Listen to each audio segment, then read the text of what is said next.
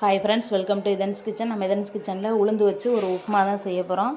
இது நல்ல டேஸ்ட்டாக, நல்ல வாசம், சூப்பராக நல்லாயிருக்கும். சுகர் உள்ளவங்கலாம் இனிப்பு வேண்டாம்னு நினைப்பாங்க. அப்போ இதுமாரி ஒரு உப்புமாவாக செஞ்சு சாப்பிடலாம். டெய்லியுமே ஒரு 10 நாள் சாப்பிட்டாங்கன்னா அவங்களுக்கு இந்த கால் கடுப்பெல்லாம் அதிகமாக இருக்கும். சுகர் உள்ளவங்களுக்கு இந்தமாரி சாப்பிடும்போது இதில் புரதச்சத்து அதிகமாக இருக்குது. நீரிழிவு நோய் உள்ளவங்களுக்கு இது ரொம்ப நல்லது. வாங்க எப்படி செய்கிறதுன்னு பார்க்கலாம். இதால் ஒரு கப்பு கருப்பு உளுந்து எடுத்திருக்கேன். தோலோடு உள்ளது. தோல் உளுந்து தான் நல்ல சத்து அதிகம். தோல் உள்ள உளுந்தை எடுத்துக்கிறேங்க. இதை நான் அலசி காய வச்சுருக்கேன். இது போல் நமக்கு இப்போ அலசாத உளுந்தாக இருந்துச்சுன்னா இப்போவே தண்ணியை போட்டு அலசிட்டு ஒரு துண்டில் விரித்து வச்சோம்னா இந்த ஈரம்லாம் உணர்ந்ததுக்கப்புறம் நம்ம எடுத்து வறுத்துக்கலாம். உப்புமா செய்கிறதுக்கு இந்த உளுந்தை வறுத்து எடுத்துக்குவோம். கைவிடாமல் நல்லா கிண்டிக்கிட்டே இருக்கணும். எண்ணெயெல்லாம் சேர்க்க வேண்டியதில்லை, வெறும் சட்டியில் தான் வறுக்கணும். இது கருப்பு உளுந்துங்கிறதுனால கலர் சேஞ்ச் ஆகாது. ரொம்ப கொஞ்சம் லைட்டாக கலர் மாறும், அவ்வளோதான். வாசம் நல்லா கிளம்பும். அந்த நேரம் பார்த்து நம்ம எடுத்துடணும், இல்லைன்னா கருகிறது நம்மளுக்கு தெரியாது. நல்லா வறுபட்டுருச்சு. இப்போ உளுந்தை எடுத்துடுறேன். இப்போ இது கூட 1/4 கப்புக்கும் கம்மியாகவே பச்சரிசி சேர்த்துக்கிறேன். இதையும் வறுத்துக்கிடுவோம். அரிசி நல்லா பொரிஞ்சிருச்சு. இப்போ அரிசியும் எடுத்துருவோம். உளுந்து அரிசியும் கொஞ்சம் நேரம் ஆறட்டும். உளுந்து நல்லா ஆறிடுச்சு. இப்போ ஒரு மிக்ஸி ஜாரில் சேர்த்து அடித்து பவுடராக எடுத்துகிட்டு வந்துடுவோம்.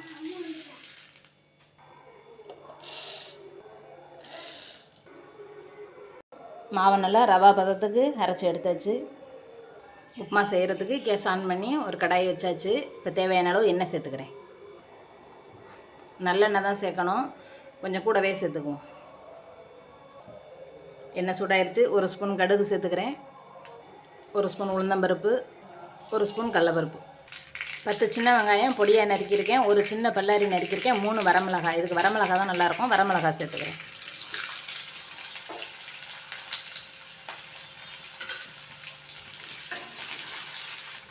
இந்த கப்புக்கு 1 கப்பு மாவு எடுத்துருக்கேன். நம்ம அரைச்சதுக்கப்புறம் மாவு கூட போயிடும், அதனால் அரைச்சதுக்கப்புறம் அளந்து எடுத்துக்கிறோம். இந்த கப்பெல்லாம் 1 கப்பு எடுத்துருக்கேன். கொஞ்சம் கருவேப்பிலை சேர்த்துக்கிறேன். இந்த கப்பால் 2.5 கப்பு தண்ணி சேர்த்துக்கிறேன். தேவையான அளவு உப்பு சேர்த்துக்கிறேன். இப்போ உப்பை செக் பண்ணிக்குவோம். ஒரு கல் தூக்குன மாதிரி இருந்துச்சுன்னா மாவு போட்டோன்னா சரியாக இருக்கும். அடுப்பை சிம்மில் வச்சுட்டு மாவை கொஞ்சம் கொஞ்சமாக உள்ளே சேர்த்துக்குவோம்.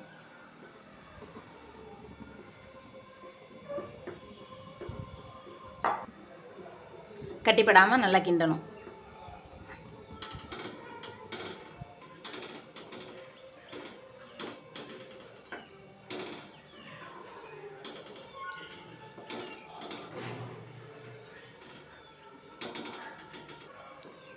இந்த பதம் வந்தோடனையும் கேஸை சிம்மில் மாற்றிட்டு ஒரு மூடி போட்டு மூடிடுவோம். இது ஒரு 5 மினிட்ஸ் சிம்மிலே இருக்கட்டும்.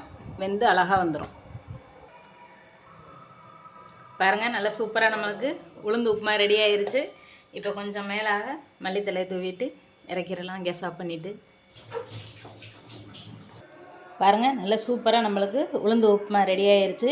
இதுக்கு சைடிஷாக பொட்டுக்கடலை சட்னி, தேங்காய் அதிகம் சேர்க்காம பொட்டுக்கடலை சட்னி.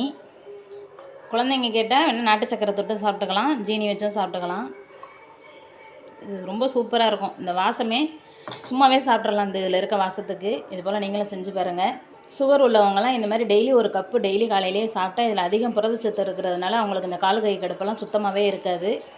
இந்த வீடியோ பிடிச்சிருந்தால் லைக் பண்ணுங்கள், ஷேர் பண்ணுங்கள், சப்ஸ்கிரைப் பண்ணுங்கள். தேங்க்யூ.